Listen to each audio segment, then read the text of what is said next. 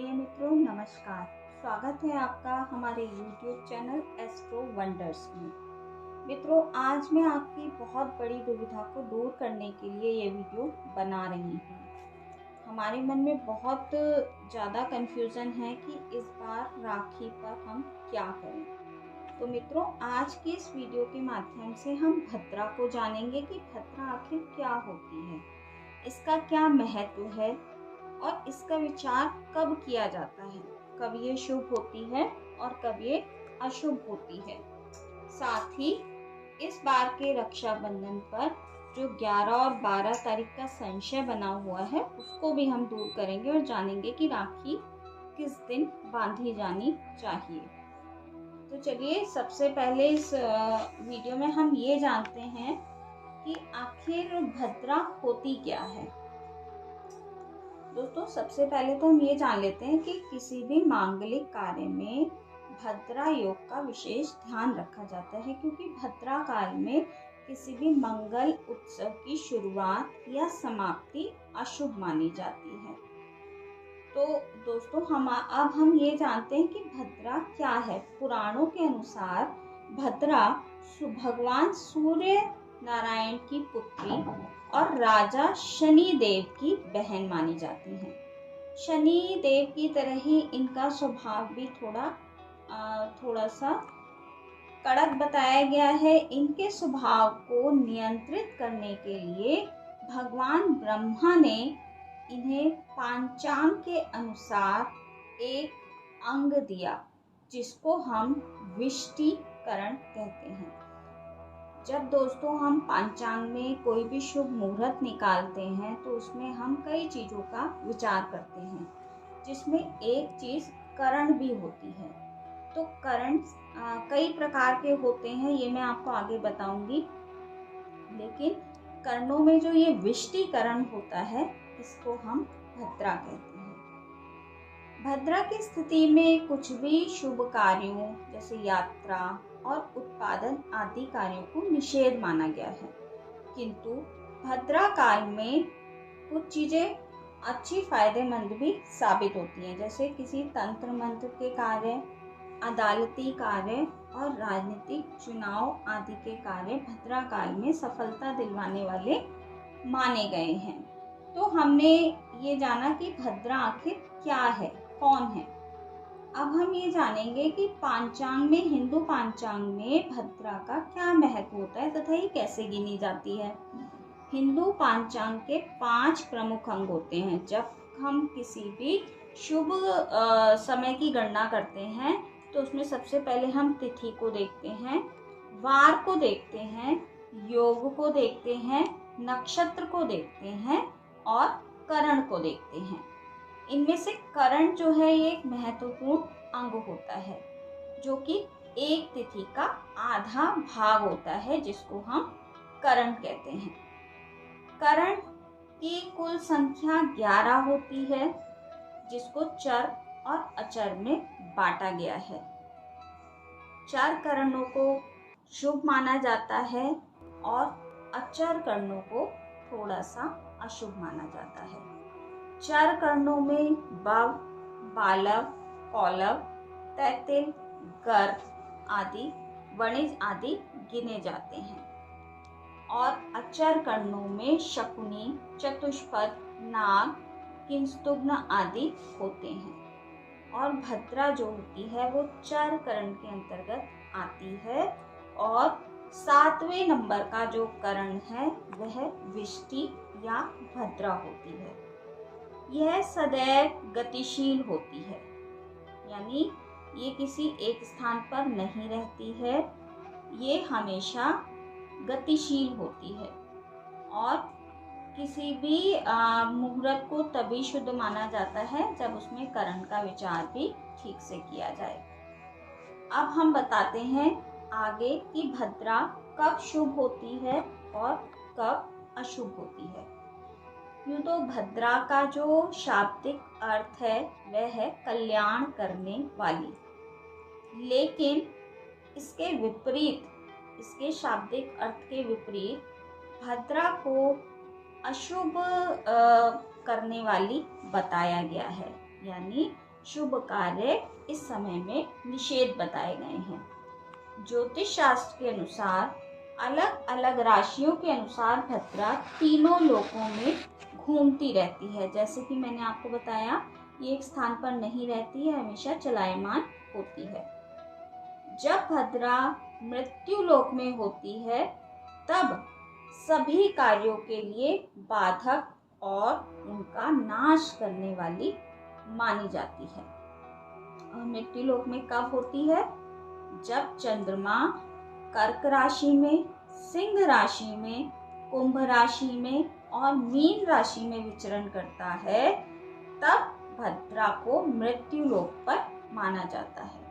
ऐसा माना जाता है कि तब भद्रा जो है वो पृथ्वी लोक में रह रही है। इस समय सभी शुभ कार्य वर्जित माने जाते हैं। तो दोस्तों, ये मैंने आपको बताया कि भद्रा कब अशुभ मानी जाती है। अब मैं आपको बताऊंगी कि कब भद्रा अशुभ नहीं मानी जाती है। तो मैंने आपको बताया कि जब चंद्रमा जो है वो कर्क, सिंह, कुंभ और मीन में होता है, तब भद्रा पृथ्वी लोक पर रहती है और अशुभ मानी जाती है। अब जब चंद्रमा मेष में, वृषभ में, मिथुन में और वृश्चिक में होता है, तब भद्रा का वास जो है वो स्वर्ग लोक में होता है। और जब चंद्रमा कन्या में, तुला में, धनु में और मकर राशि में स्थित होता है, तब भद्रा का वास पाताल लोक में माना जाता है। तो दोस्तों, जब भद्रा पृथ्वी पर होगी उस समय हमें भद्रा का विचार करना जरूरी हो जाता है। लेकिन स्वर्ग लोक में वास करने वाली भद्रा और पाताल लोक में वास करने वाली भद्रा को हमेशा शुभ फल देने वाली माना गया है।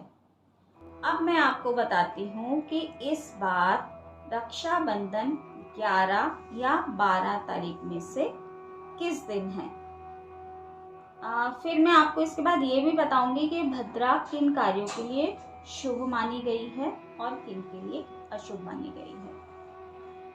दोस्तों, इस बार जो पूर्णमासी तिथि है वह 11 तारीख को 10:32 से प्रारंभ हो रही है और लगभग इसी समय के 3-4 मिनट के बाद भद्रा भी प्रारंभ हो रही है। लेकिन क्योंकि चंद्रमा उस दिन मकर राशि में स्थित होगा, जैसा कि मैंने आपको भी बताया कि मकर राशि में जब चंद्रमा स्थित होता है तो भद्रा पाताल लोक में वास करती है और उसका मुख नीचे की ओर होता है। पाताल लोक की भद्रा को हमेशा शुभ फल देने वाली माना गया है।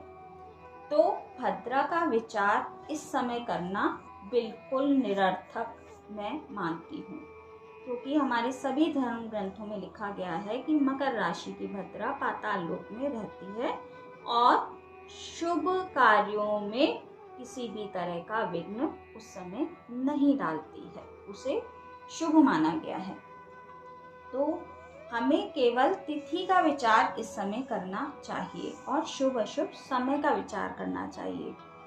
तो जब 10:32, क्योंकि हम सुबह इस समय इसीलिए पूजन नहीं कर सकते 11 तारीख को, क्योंकि पूर्णमासी तिथि का आरंभ ही 10:32 से हो रहा है और जो रक्षाबंधन है वह हमेशा श्रावण मास की पूर्णमासी को ही मनाया जाता है। तो 10:32 के बाद ही पूर्णमासी तिथि का प्रारंभ होगा और साथ ही हम करण जो है वो विष्टिकरण का प्रारंभ होगा। लेकिन 12 बजे से यानी 11:51 के बाद से अभिजीत मुहूर्त प्रारंभ हो जाएगा और पूर्णमासी तिथि भी रहेगी, क्योंकि यह मुहूर्त सबसे अधिक हरि को प्रिय होता है और लगभग हर रोज ये मुहूर्त हमारे पंचांग में आता है। तो यदि आप 11 तारीख को राखी बांधना चाहते हैं या अपने घर में जो भी राखी का पूजन करना चाहते हैं, तो वो 12 बजे से लेकर 1 बजे के बीच में बड़े आराम से प्रेम पूर्वक कर सकते हैं। इसके बाद जो समय है वह 2:05 से 3:45 तक 11 तारीख को अमृत काल भी है। लेकिन क्योंकि उस दिन अमृत काल जो है वो राहु काल से मिश्रित हो रहा है, इसी टाइम में राहु काल भी है, तो वो समय उतना अच्छा नहीं है। और उसके बाद रात को 8:51 से भद्रा का समापन हो रहा है। तो आप रात को 8:51 के बाद भी राखी का पर्व मना सकते हैं, कोई दिक्कत नहीं है। सूर्यास्त के बाद भी बहुत सारे शुभ कार्य हमारे यहाँ किए जाते हैं, जैसे विवाह, वर वधू के फेरे भी हम सूर्यास्त के बाद करते हैं, और दिवाली का पूजन हम सूर्यास्त के बाद करते हैं। तो ये तो बात निरर्थक है कि सूर्यास्त के बाद आप कोई शुभ कार्य नहीं कर सकते, ऐसा कुछ भी नहीं है। और पूर्णमासी तिथि में वैसे भी चंद्रमा का विचार किया जाता है। और 12 तारीख को अगर आप रक्षाबंधन मनाना चाहते हैं तो सिर्फ 7:05 या 6 तक का सुबह का समय है। अगर आप 12 को मनाना चाहते हैं तो आप सुबह सुबह ही रक्षाबंधन मना सकते हैं, नहीं तो आप 11 तारीख का जो मैंने समय बताया आप उसमें रक्षाबंधन मना सकते हैं। आराम से मनाइए, किसी तरह का वहम या संशय अपने दिमाग में मत रखिए। भद्रा इस समय अशुभ नहीं है। अब दोस्तों मैं बात करती हूँ भद्रा की, हमने बहुत बात कर ली। अब मैं आपको बताती हूँ किन कार्यों में भद्रा का हमें विचार करना चाहिए और किन कार्यों में नहीं करना चाहिए। तो जैसे भद्रा जो है हमें उसका विचार करना चाहिए मुंडन में, विवाह संस्कार में, गृह प्रवेश में, तीर्थ स्थलों के भ्रमण में, संपत्ति को खरीदने में, किसी नए व्यापार की शुरुआत आदि में, या विवाह मंगल कार्य में इसका हमें विचार करना चाहिए। लेकिन विचार तभी होता है जब भद्रा पृथ्वी पर विचरण करती है। और अगर आपको फिर भी थोड़ा वहम है तो हमें शिव की आराधना करनी चाहिए, जिससे भद्रा का प्रभाव नगण्य हो जाता है। तो दोस्तों, और हम भद्रा में किन कार्य को कर सकते हैं वो भी मैं आपको बता देती हूँ।